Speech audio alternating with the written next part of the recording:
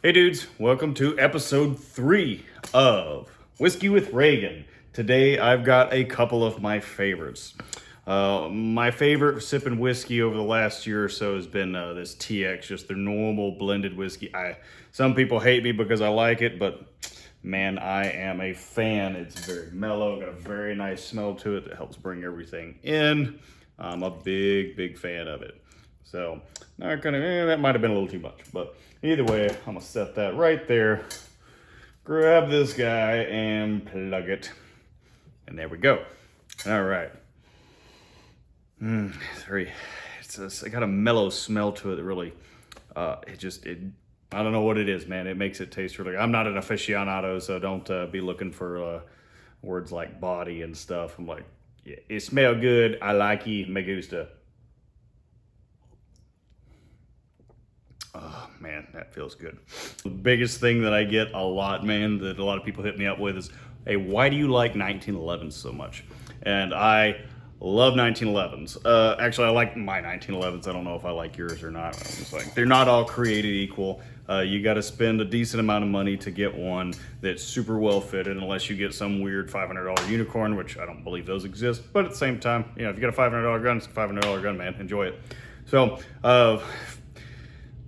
the second handgun I ever got was a GI or Springfield 1911, the GI model, like super basic. Shot it a lot, what I thought was a lot when I first started shooting. And so 6,000 rounds through it I thought was a lot. Then I started shooting competition after, around before I graduated college. And man, really enjoyed shooting that gun. So later on in life, I ended up getting an STI Ranger 2, found it at a gun shop, ended up getting it for a steal. STI, it's a fantastic company, honestly. Like I called them because it was rusting at some point because I carried it, and they completely refinished the gun for me for free. Totally bought a gun, used gun, and they refinished it for me. Had me come up. I lived in Austin at the time. Had me tour the facility and show me what they were going to do. Man, I really enjoyed those guys. I still remember that, man. That's been a long time ago. Shooting career and start my training career, I decided to go with a full-size gun, because the Ranger 2 was a little bit shorter, it's more of a commander length. So I did have one of the guys, I specifically asked the guys that I spent a lot of time training with, former CAG guys or whatever you want to call them, we just call it the unit, but Delta, whatever it is you want to call them, they really ran 1911s for a long time. Custom Mike Allen 1911s, who has a 5-year wait, and I still can't get on his list. I've tried so many times. So I did end up, and I get told, like, you will not be disappointed with this gun. They're like, get you a Springfield TRP operator. And that is one of the statements I could take to the bank, was a TRP operator did not disappoint. So I do actually have alcohol here. I've locked this slide to the rear, already cleared it out, but I've visually and digitally inspected this, and I'm going to send the slide home, put the safety on. I'm not going to be manipulating the trigger. So the things that I love about the 1911, one of the easiest things to say is, like, they are just aesthetically pleasing. They are extremely good looking. I really do enjoy the way that they look, especially when you start getting the custom features like the beaver tail safety, ambidextrous safety. This is a super wide EGW safety. I did have this slide milled for the Delta Point Pro by Paladin Arms. He's done a few things on this thing for me as I've begun to wear things out. So I do have, I think last time I checked, it'd be somewhere in the neighborhood of about 60,000 rounds through this. Last time the old Matt at Paladin did it, he popped it open and it's like, yeah, I think it's more than that. So I must have lost count at some point. I do really enjoy shooting this firearm. I do have 9mm versions, but I do tend to get these chambered in 45 ACP. They're inherently more reliable because the gun's designed from the ground up to be 45 ACP. I do have a 9mm version. I tend to see that you tend to need to spend a little bit more money on them to make them super reliable. The Springfield Professionals that thing runs really good, but it also should because it costs $3,500. So the trigger, man, you got to find the one thing you love. There are very few guns in the industry that people constantly measure the trigger against. The 1911 is one of the top. Like, it is really hard to beat this trigger. It moves directly to the rear. There's no hinge point. There's no little safety garbage on the front to cause any sort of issue with the only information you need to be putting into the gun is your trigger press, and there's nothing to impede that. It moves directly to the rear, gun fires, the reset is small, almost instantaneous, and you have quicker follow-up shots.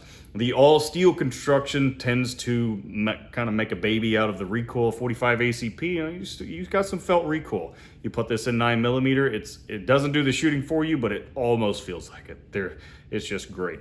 So I do like how aggressive the grips are. I like how narrow the profile is. I do appendix carry this exact set. I pulled this out, cleared it before I came down here to shoot the video, and before I got my whiskey out, and I do carry this full gun appendix. Some people are, oh, it's too big and it's too heavy. I'm like, hey, it is heavy, but it is very big. I do like the full-size models versus the shorter ones. More inherent reliability. Again, it's designed from the ground up to be a 5-inch gun. So it's about 8.5 inches overall. It doesn't bother me. I'm used to having 8 inches of hard steel in my pants. I probably should edit that out. So I do love this gun. They are easy to be accurate with. I've done it multiple times, making like 1-inch groups with support hand only at 7 yards, which doesn't sound all that crazy, but I also made support hand or dominant hand only shots at 100 yards on C-zone targets and can sit there and ding it over and over again because of the fantastic trigger, the perfect grip angle, and just the real aggressive nature of the grip. These guns are just easy to shoot. The safety, they're designed to use this manual safety. One of the great things about the safety is when I click it down, my thumb rides on top of it. That's your gas pedal, man. That gives you the ability to come back on target a little bit sooner. Not faster, but sooner. So those are some of the beautiful things I like about it. The manual of arms on this thing it's extremely ergonomic. The way this safety works, I've had people be like, oh, I don't want a gun with a manual safety because it'll slow me down. Like with these guns, the only reason it slows you down is if you're not trained to use it. That's it. That is the end of the story. If your manual safety is slowing you down, you have got to go train with it. So anyway, I'm gonna go ahead and put this down right now and pick up this guy.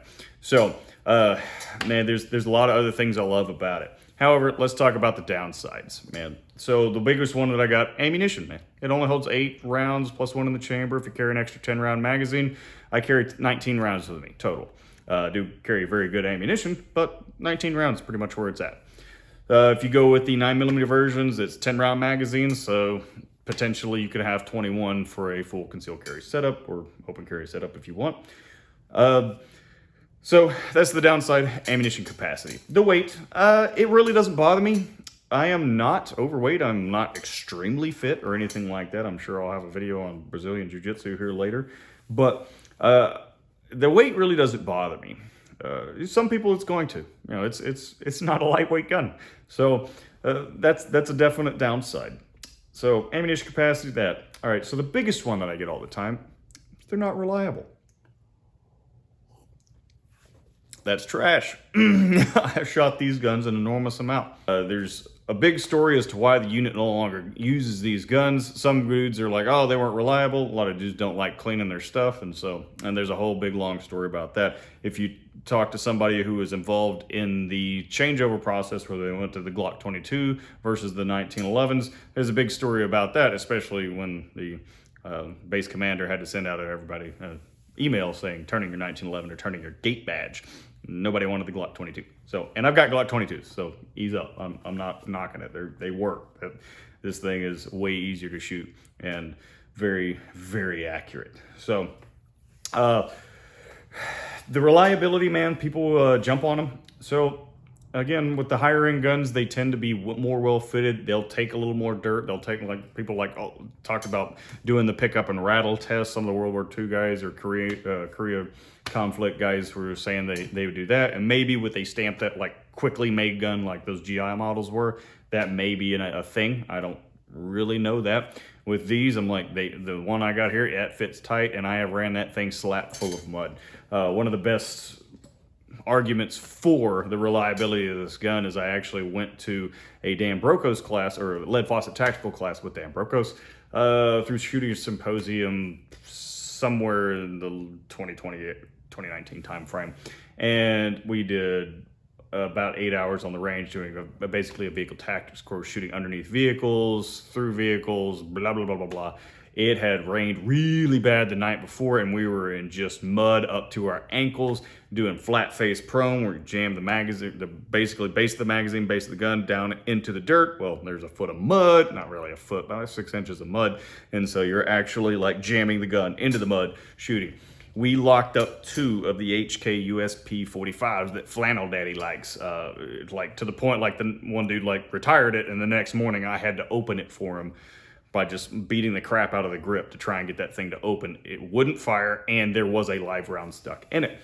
So that did not happen with my 1911. It did, like some of the Glock 19s and 17s there were some Ninja models that most of those, they had problems. Typically, it's going to be the magazine jamming up. There's a Super Ninja one that the instructor was using that didn't work some of the times also, but he'd been out there longer than me, so take that with a grain of salt. But there's only one other dude I know who didn't have any malfunctions. I had one malfunction. I had a failure to go into battery, and when I actually cleared that thing out, I had to like strip the round out. There was so much mud on the front of the round. I'm glad I couldn't jam that thing all the way in there. Stripped that round out, put the mag back in, went right back to work, never missed a beat. It was to the point that after the course was over, it's getting 11, 12 o'clock at night, and Brokos walks up to me and like kind of leans on the vehicle next to me. He's like, "Hey, how'd that 1911 run?" I was like, "Man, it did great." And I told him about the failure to go into battery, and he's like, "Man, that's cool, man. That's cool." Like old Brokos, man. He's easy to get along with, a lot of fun. So anyway, when it comes to the reliability, man, a lot of folks don't like about it. You do have to keep them oiled. I use Slip 2000, EWL, and EWG, and I keep them greasy every time I hand them to somebody to get some work done to them. About 10 minutes later, I get this text with a swear word in it about how greasy I leave these guns, just because I don't like cleaning them either, but I run them sloppy. So big fan of the grease on there. So you do have to take care of them. There are a race car versus a Honda. Hey, yeah, the Honda's going to get you there. Not going to get you there as fast. There's a few other things about the Honda that aren't all that great. But at the same time, there's some downsides to the Ferrari. The big question is like, well, is that what you recommend for me to get? If you're a novice shooter, absolutely not. There's no reason for you to go buy a nice Super Ninja 1911 unless you just really want to. I mean, if you do what you want with your money, don't let me tell you no. But they are not novice guns. They do take a long time to master. They take a decent amount of training. I've had guys tell me they didn't need to use the manual safety because there's a grip safety on them. I'm like, well, you know that grip safety controls the trigger, but the manual safety controls the hammer. So it's designed for you to use both of those safeties. So you're using it outside of its design parameters, it's going to bite you. And I've even had guys come from overseas be like, yeah, we had a dude like run with his hammer down on a live round and stood up next to a stack of pallets, and that pallet hit that hammer, cranked a round off in a hanger with everybody in it, which is horrifically embarrassing. So there's that. If you read anything, read David Hackworth's book about face. He even talks about it towards the end of the book, how the 1911 was actually more, during the Vietnam, Korea, more probably responsible for more friendly casualties than it ever was the enemy, simply because there was dudes shot themselves with it. And it's because they're not using it correctly, because they don't have an enormous amount of handgun training. If it upsets you, I'm sorry, that's not what I'm going for. But you even got guys like Tom Satterley, my buddy Tom Satterley with the All Secure Foundation. I think I was wearing a shirt one of the last videos. If you read his book, All Secure, he actually talks about when he's in Mogadishu, enough dirt got behind the hammer that the hammer wouldn't hit the firing pin. All right, it's not a training issue. That's like one of those reliability concerns. Like, yeah, the hammer being exposed, that's a thing. You do have to pay attention to that sort of deal. But anyway, there is a lot more I want to go to on these 1911s, but I am sure that I am out of time, and I'm going to try not to use all the rest of y'all's. But so if you want to train 1911s or you want to get a 1911, that's great. You need to spend a lot of time training on it, understand its limitations, understand its strengths, because it has a lot of them. So I've already used up my time, so out.